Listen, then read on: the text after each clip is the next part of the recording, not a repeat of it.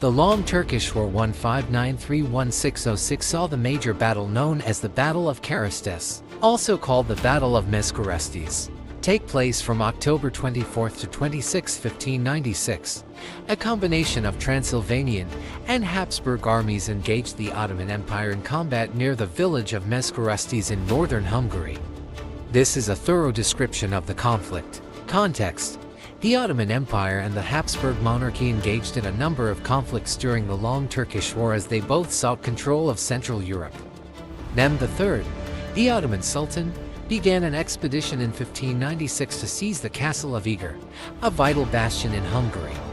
The Ottoman forces advanced to confront the Habsburg and Transylvanian army, who were preparing to retaliate against the Ottoman assault.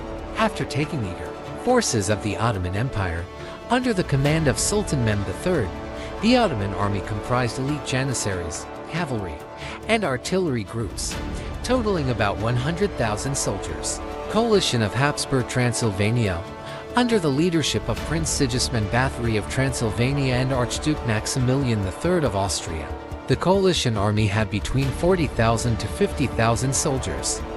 This force comprised Transylvanian forces as well as infantry, cavalry, and artillery from various Habsburg-controlled provinces. The first day of the battle, October 24th.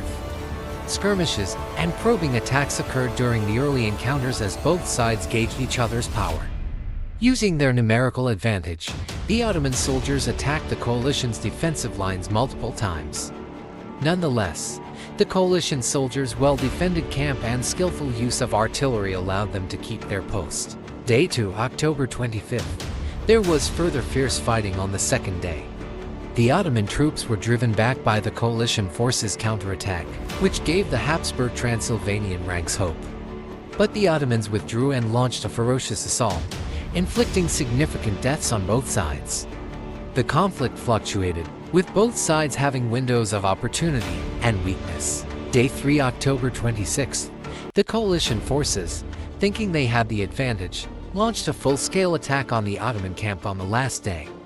At first, the attack appeared to be successful when the coalition forces broke through the Ottoman defenses, inflicting havoc and seizing a sizable quantity of supplies and artillery. But the Ottoman leaders moved swiftly to mount a counteroffensive. The coalition troops were encircled and trapped by the well-trained janissaries and other special groups. The Ottoman counteroffensive was victorious. Despite their early successes, the coalition forces were overpowered and pushed into a disorganized retreat. The coalition of the Habsburgs and Transylvanians suffered severe losses in troops and material as a result of the conflict, which ended in a crushing defeat. Even though they too suffered heavy losses, the Ottomans prevailed. Repercussions: the Ottomans' military tenacity and authority over central Hungary were established by their victory at Keresztes. It also demonstrated the difficulties European coalitions encounter in keeping their cohesion and efficient coordination over protracted military operations. Although the defeat was a huge blow for the Habsburg monarchy, it also inspired additional attempts to thwart Ottoman expansion in the years that followed. The complexity of early modern warfare is demonstrated by the Battle of Keresztes, which also emphasizes the significance of battlefield tactics, morale, and leadership in determining the result of critical conflicts.